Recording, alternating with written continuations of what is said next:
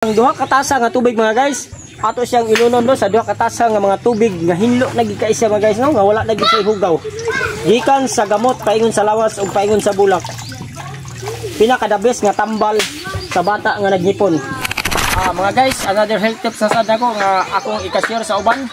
Ang kining busikad mo pinaka the best nga tambal sa mga bata nga naghipon, no? Pinaka the best sa mga tambal sa mga bata nga naghipon. Ug unsa iyang kadaghanon mga guys, mo ni siya ang lat-ani mo.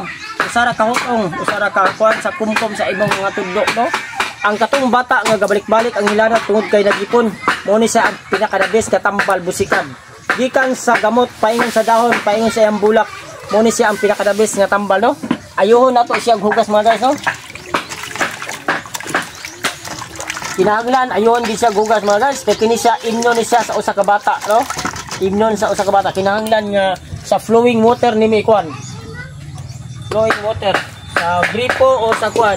Pasensya na sa mong lutoanan nga itom. Kay kung makasweldo namin sa Facebook, okay na mong lutoanan. O mga guys, kini siya propaganda lang ni siya. Kini siya dimo lang namo mga guys, ano makasabot mo ug unsaon pagpamaagi sa pagtambal aning busikan. Oh, limpyo ang proseso mga guys no. Kinahanglan limpyo ang proseso kapag tambal ining busikan. Gikan sa udlutan, paingon sa iyang dahon o paingon sa iyang bulak mga guys no. Mo ni siya ang tambal no.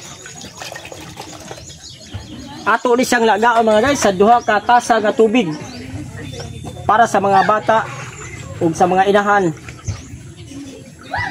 Ani sa mga guys no, ato siyang ipabukal og maayo.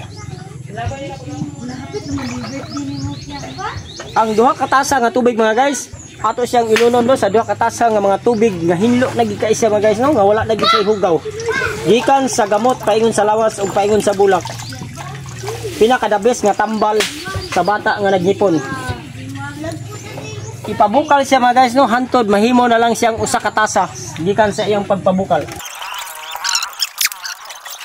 Pabukalon siya mga guys no, hantod nga muitos siya, sunod na lang sa usa ka tasa nga tubig no.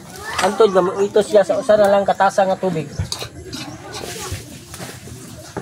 Tambal sa mga puya, mga bibi nga naggipon, mo'y pagsugod pagturok sa ngipon og naghubag nga mga lagos. Ang kining busikad mo'y pinakanabis nga tambal. Sa mga bibi nga gamay, kinahanglan nakabugnaw ni sa mga guys, before nimo siya ipainom. Sa mga bibi nga gamay, duha ka kutsara lamang ang ipainom ani mga guys, buntag udto hapon before siya mudidi siya ang inahan, no? Duha ka kutsara ipainom. Sa mga dagko-dagko na mga bata, pwede na sa tunga sa tasa ang ipainom. Kato mga bata pod nga nanghubag ra iya mga gums tungod sa kasakit siyang ngipon. Tambal gyapon ni siya mga guys, no? Kini siya nga busikan. Ini si Richard Gomez. Paki-share lang sa abong video para daghang makita. Richard Gomez TV, thank you.